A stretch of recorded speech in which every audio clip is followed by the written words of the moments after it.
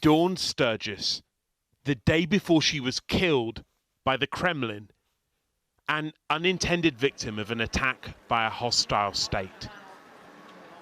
She used a perfume bottle discovered by her partner, who had no idea it contained a deadly nerve agent. 4 months earlier, Russian spies had tried to kill Sergei Skripal, a double agent in Salisbury. He and his daughter Yulia were poisoned and survived. Dawn didn't.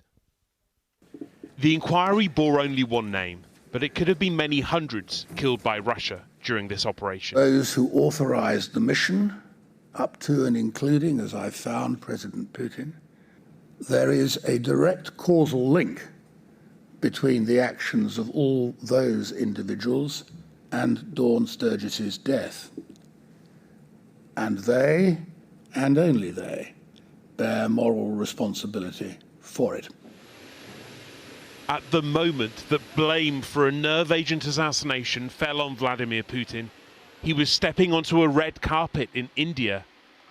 Salisbury was an attack without consequence for him.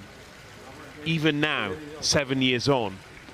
It's further evidence of the shocking and reckless, hostile activity on UK soil. And then Dawn's family emerged. Her father, her sister, her uncle. They believe the state should have done more to keep people safe. Their solicitor spoke of their sense of closure and distress. The report today contains no recommendations. That is a matter of real concern. But before they closed, a break from the script. Please do. We can have Dawn back now. She's been public for 7 years. We can finally put her to peace. That's what I've got to say. Thank you so much. I'm the head of counter-terrorism policing here in the UK.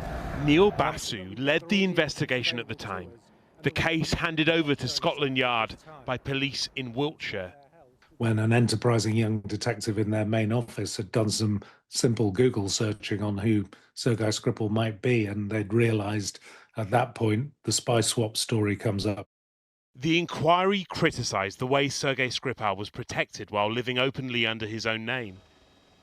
There was mockery from Moscow at the time, Putin calling Skripal a scumbag. The alleged agents offered implausible explanations for their presence in Salisbury. It's famous for its clock, the one of the first ever created in the world. Well, I thought it was ludicrous. You know, the 123-metre spire that our friends had said we must visit. Both suspects are approximately 40 years old. Basu reveals for the first time how investigators considered those interviews to be Russia's panicked response to his unmasking of their suspects. I remember looking at my deputy and thinking, he didn't know. And by he, I mean Putin. He didn't know that we knew who'd done it. This is as close to a trial as there's ever likely to be, but it offers no verdict and no accountability.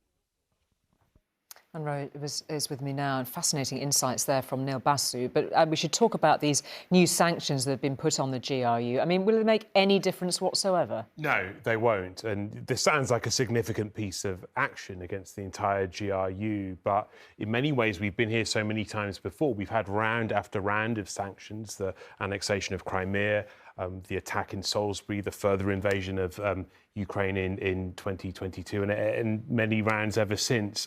There have been changes since the Salisbury attack, new money for counter-terrorism, new laws as well in the National Security Act. But what's also changed is the Kremlin's obsession with the UK, an obsession that's almost flattering to the scale and the power of the United Kingdom. And that continues.